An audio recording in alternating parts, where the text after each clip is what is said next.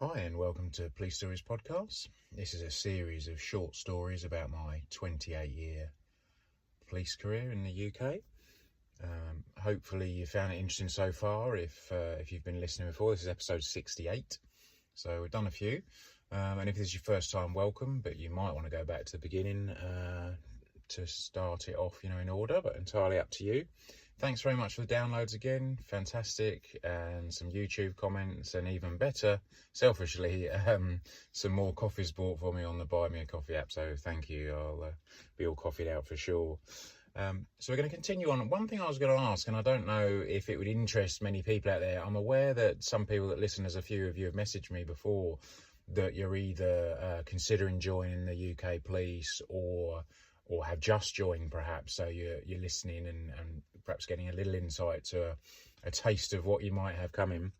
I was thinking about doing an episode purely on police recruitment and perhaps some of the stages. Now, a little bit might be out of date, but certainly the process. Normally you get invited along to do, a day or two of tests and things. I've done that kind of 3 separate times, when I've transferred forces and initially joining myself. That I know isn't out of date, so I could do an episode sort of purely on the recruitment process. Perhaps pop some comments on the YouTube channel if if that would be of any interest. I might well do that. So today we're going to talk about something different. Now, I have to say I've been going through some of my the incidents that I've got recorded, and the way I've done this, I think I mentioned this before, but not for a long time, so I'll just mention it again. Basically, fairly early on in my career, probably within the first 5 years or so of 28 and a half years, on the notes in your phone, every now and then when I went to an incident of note or something that perhaps I thought was, particularly,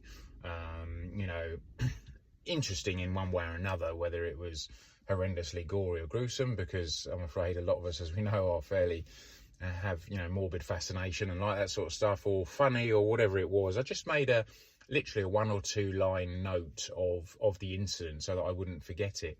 Not really thinking, podcasts weren't even a thing then, but just thinking in the future maybe I might write a book or something about my career, which is still potentially on the cards.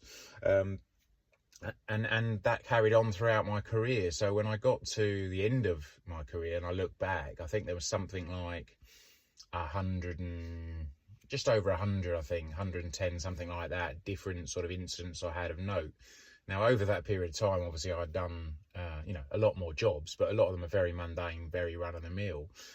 So perhaps apart from the early chapters when I wanted to sort of set the scene of the podcast, I haven't talked about lots of incidents, but the ones of note I have, and it doesn't mean there's going to be like 115 episodes, because a lot of them I've either ruled out for various reasons, or sometimes 2 or 3 of those incidents have been absorbed into one podcast episode, so we'll see how we go. But I think there'll probably end up being something like 85 episodes in total, and we'll see. As I say, I'm not 100% sure, because sometimes they end up being a lot longer than I think, because as you probably figured out already, I can blar on quite a bit, and what I think is quite a short incident, when I get into it and then run off on a tangent like you do, it ends up taking up a whole episode. So let me know anyway if it's working for you, and if you think it's too long, it's too short, it could be longer, etc. Again, probably YouTube on some comments there might help. Anyway,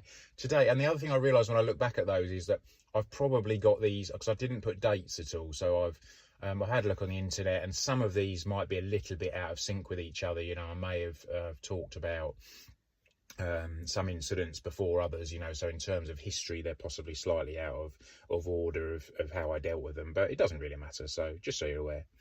Okay, so today we're going to talk about an incident that happened November 2013. I was still on the dive team and the underwater and confined spaces team, to give it its full title.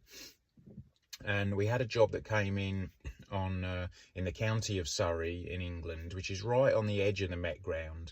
And every now and then the ground that the Metropolitan Police cover, the geography of it changes slightly, perhaps as council areas changes and things. So over the years, Surrey, which is right on the edge of the Met, At times, part of it's have been the Met and other parts Surrey Police, and then vice versa. So officers that work there, if they want to remain in the same place, quite often find themselves deciding that they're going to transfer to the Met to stay in their same role, in their same nick, in their same police station, you know, or likewise, you know, if they're in the Met, they can transfer out to Surrey to stay at that same place. So there's a bit of movement. But anyway, this incident happened in a place called Warlingham, which is right on the border, and at the time was in the Met area.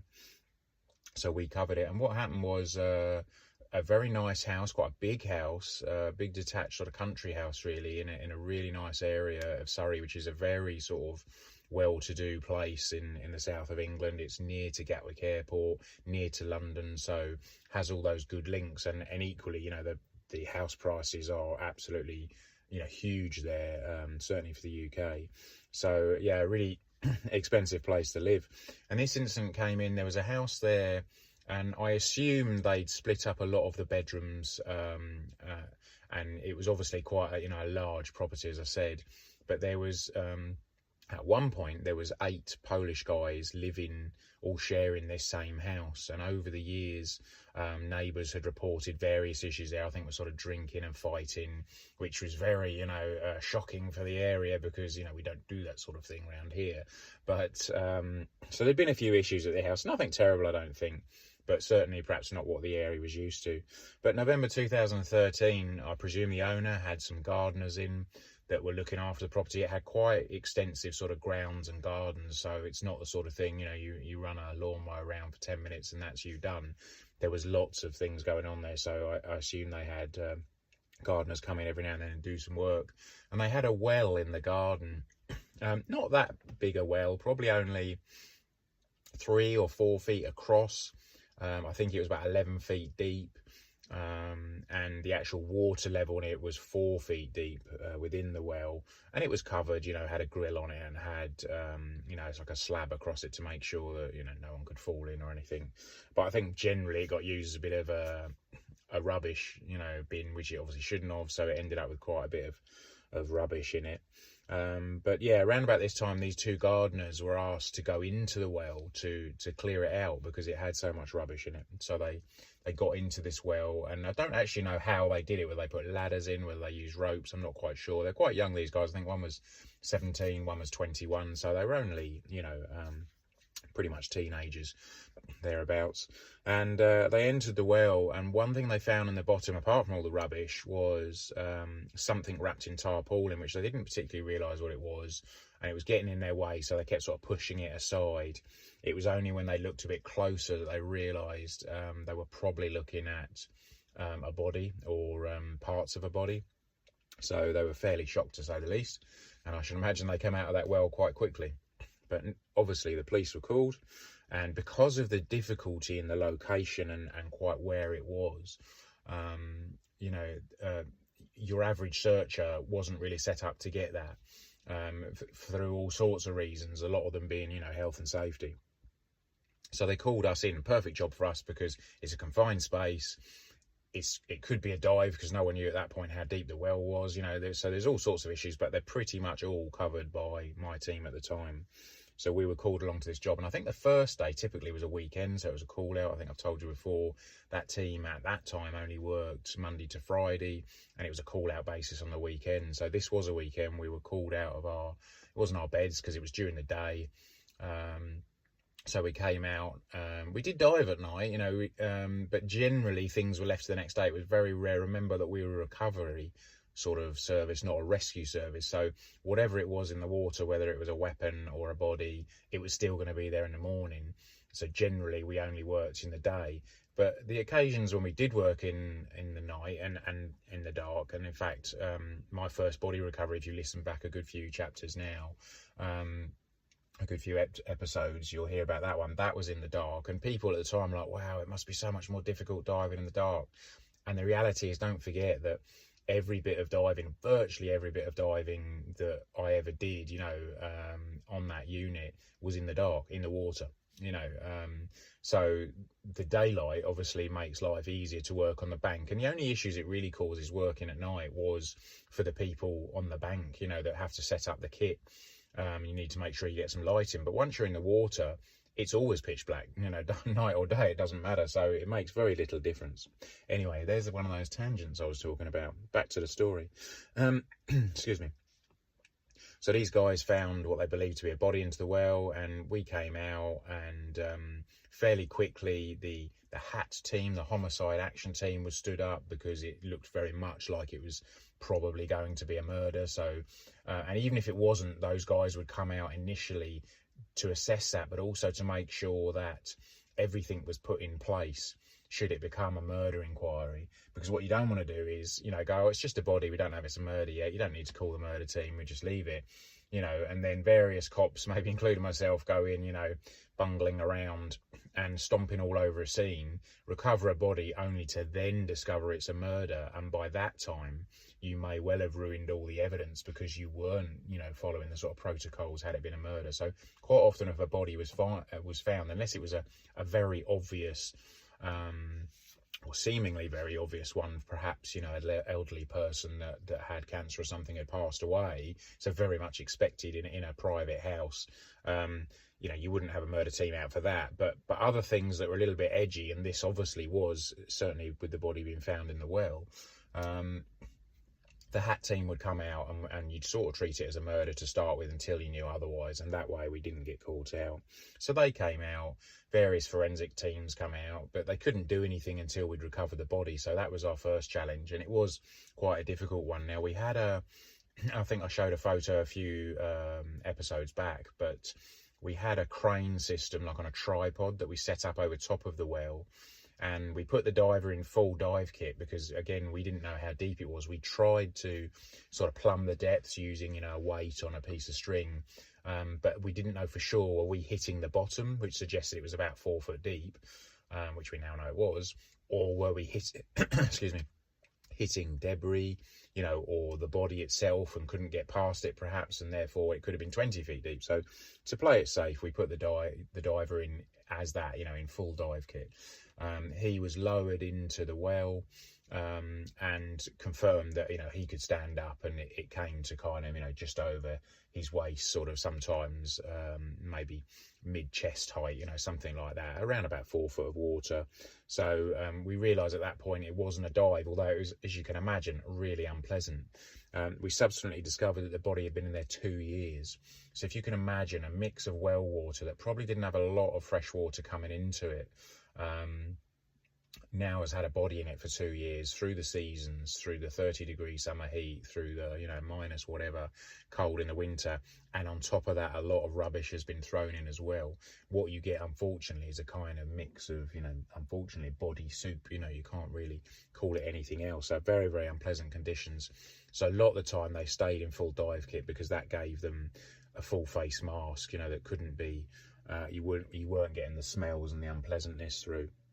So we set about trying to recover this body. Now, it was wrapped in tarpaulin, but most of that tarpaulin has sort of come off. The intention was to bring him out. We assumed it was a him, although that wasn't actually clear because of the state of decomposition.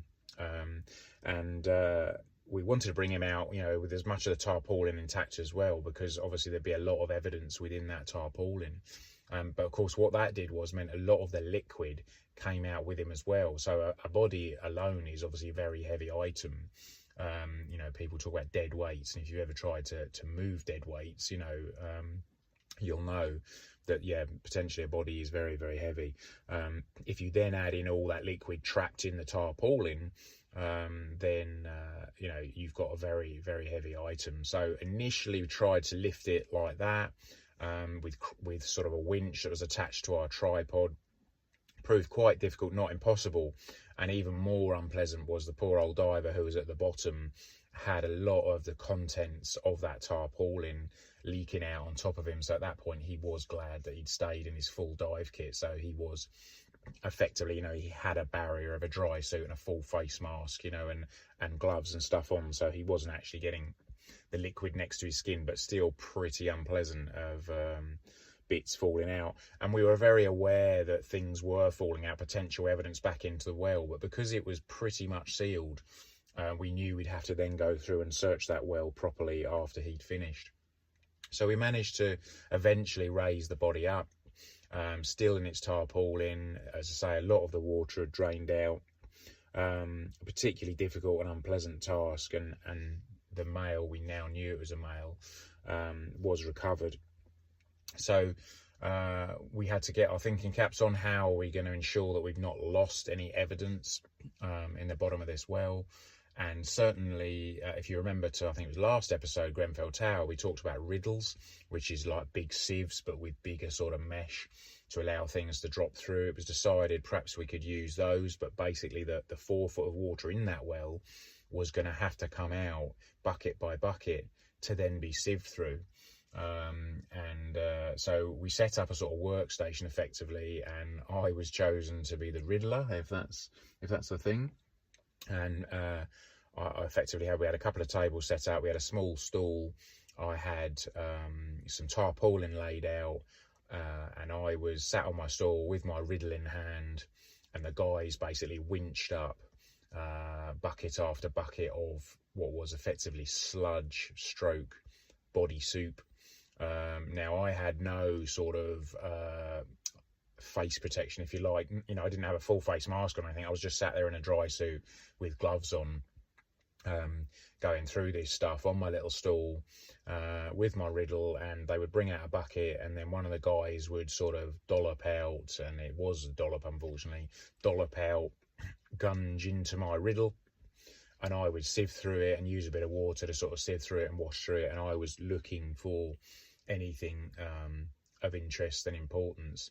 And in fact, the guys had done this before, some years before, at a sewage farm, where they believed that a woman had been murdered by her husband, who worked at that sort of wastewater factory, and then he'd put her through the system in there, which is a series of sort of machines that chop things up and filter stuff out, and eventually you end up with clean water at the end. They did exactly this same process there and had some real success with it.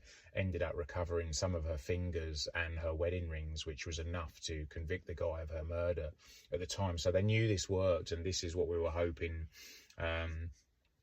for in this occasion. And it took a while. I mean, you can imagine 4 foot of water, you know, sort of 3 foot across, 4 foot deep. I'm sure somebody can work that out, but it's a lot of water. It's a lot of buckets of water, and buckets after buckets came up that I riddled through. And some items were picked out of use, possibly anyway, and we had the forensic guys standing beside me, and they were kind of saying, right, we'll keep that as an exhibit, we want to look at that as evidence, you know, and some of the things came out. But this went on for several days. You know, I think I was there probably 3 days in total, not straight, obviously. I went home at night, you know, and then came back, but kind of 3 8-hour days of riddling through this muck, you know, very unpleasant, and you can imagine the smells were pretty horrendous. But ultimately we managed to recover a few things, and of the now 7 guys that lived in the house, all 7 of them were arrested, because obviously it wasn't clear what role, if any, they played in this what we now believe to be a murder. It was being treated as a murder at this point. We'd had a Home Office pathologist come in who'd had a kind of quick look at the body. Obviously there was a post-mortem to be carried out to establish a cause of death, but initially he said there does appear to be signs of an assault to start with, which is why it became a murder. So yeah, the 7 guys from the house were arrested, and they were off being interviewed, trying to establish what happened. I mean, ultimately the post-mortem happened, and a further, I think, 3 Polish guys that were linked to that address were also arrested. There's certainly some talk of arguments and fights, and we knew that from previous police calls that there had been some issues around drink at that location, you know, people getting drunk, fighting, etc. And they were working on the theory at that point, I think, that it was one of these occasions that had perhaps spilled over and got carried away, you know, rather than just being pushing and shoving fisticuffs. It had gone on that far that he'd been so badly assaulted that ultimately he died, and then his body had been wrapped in tarpaulin and dropped into the well. And I think that's a pretty good guess at what happened, because unfortunately they carried out the post-mortem and it wasn't conclusive. You can imagine a body that's been in the conditions I've described for 2 years, very difficult even for an expert to establish how they died. all the usual ways that they would use were sort of taken off them in terms of forensics, and also looking at internal organs of things, because a lot of that stuff has kind of putrefied and has turned liquidy at that point anyway, so it's very difficult to measure and actually to get anything out. But they definitely 100% knew he'd been subject to an assault prior to going in there, and yeah, the theory was probably died of a head injury or something, but they could never establish how he died. Yeah, 7 were arrested from the house, a further 3 that were linked, and they were all interviewed. But unfortunately, there were no charges brought in the end. We just couldn't prove who did what. You know, the evidence was too far gone at that point. Much like on a lesser scale, if you stop a car, if I was to stop a car with 4 lads in, say, and we found some cocaine in the car, you'd be saying to them, whose is this? You know, and invariably you're hit with a wall of silence. So certainly in that scenario, you'd keep asking them, and eventually, if no one was going to sort of fess up that it was theirs, you'd have to put it to them, well, until I have interviewed all of you, I don't know whose it is. So to investigate it, all 4 of you are getting arrested. And then, you know, series of interviews, we will establish whose it is, or we'll try and establish. Normally at that point, one of them would go, all right, it's mine, you know, don't arrest the other 3, it's just, you know, just take me, sort of thing. But much the same with the body. Obviously we didn't know the involvement. We knew that 7 lived there, which is why they came in.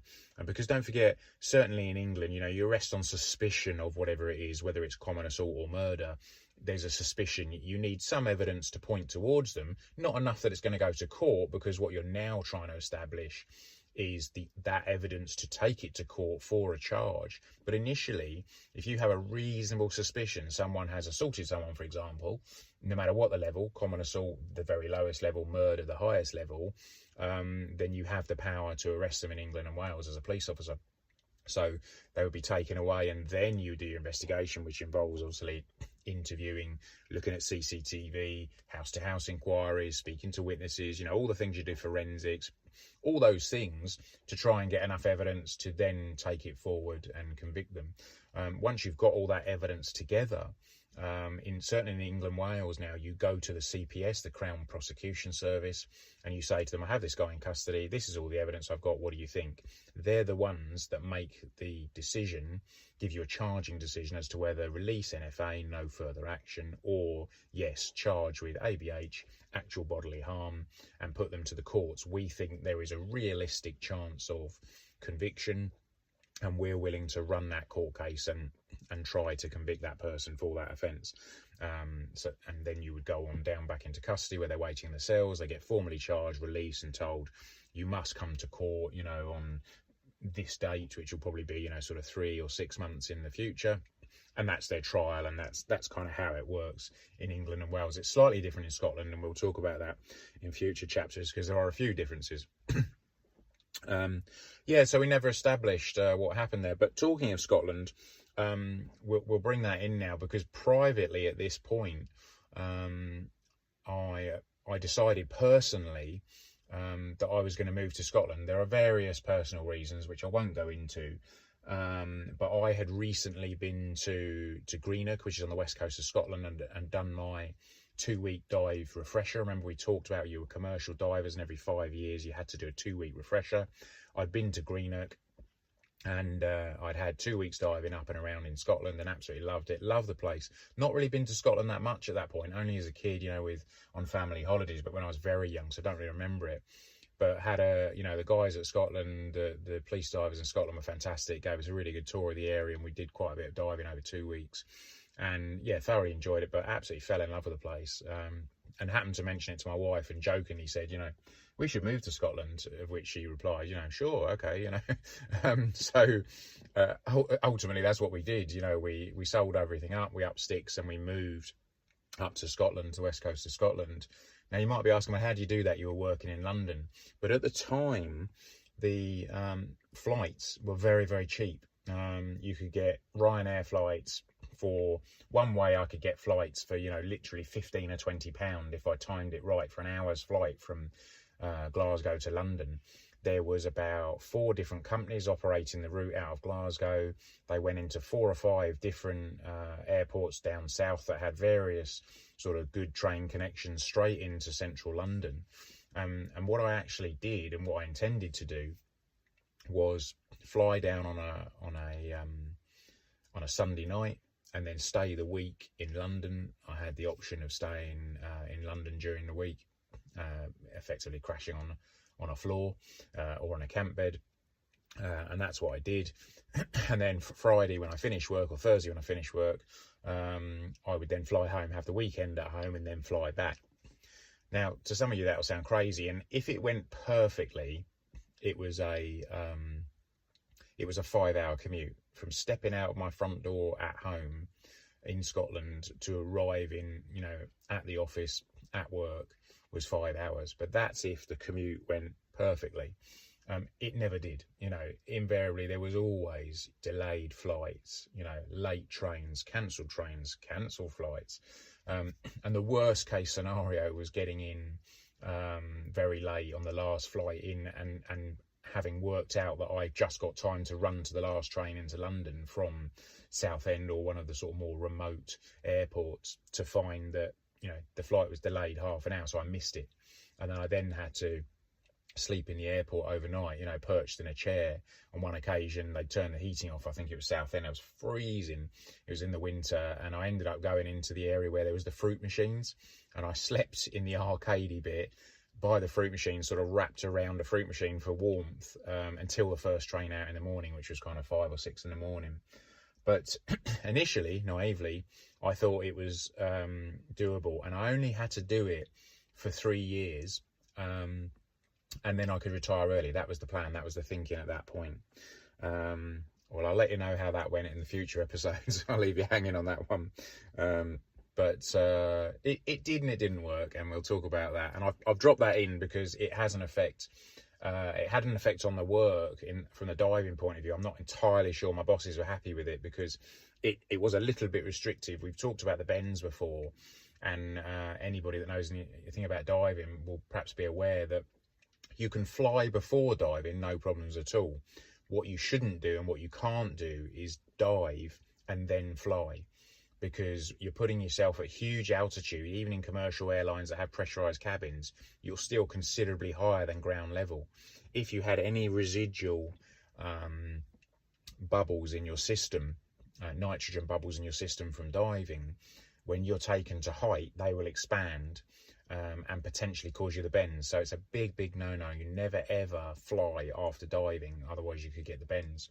So really you have to leave it at least 24 hours after diving to fly. So what that meant was, when I was diving during the week, most of our diving was pretty shallow, canals and stuff, 2 and 3 meters, maybe the odd dock, that was 10 meters. But to be safe, towards the end of the week, I didn't ever dive. Kind of Thursday I wouldn't dive. I would make sure that I was either a supervisor when I'd done the supervisor's course, or I was always an attendant, or I was the driver, or I was doing something else, not actually diving, on that Thursday, to allow that safety buffer of 24 hours prior to flying home on the Friday night. It worked okay. It was a bit restrictive. I don't think the guys on the team worried too much. It didn't really affect anything. And again, I think the bosses perhaps initially were sceptical, but actually I think we made it work in the end. But there we go. That's probably about it for this week. Bit of a mishmash this week. There was a job in there somewhere. There was a certain amount of ramblings and just telling you kind of how things were, and various tangents, as we quite often have. Hopefully you're still enjoying it and keep coming back. If you want to, or don't. It's up to you. Okay then, take it easy. Have a good week. Speak to you soon. Cheers. Bye.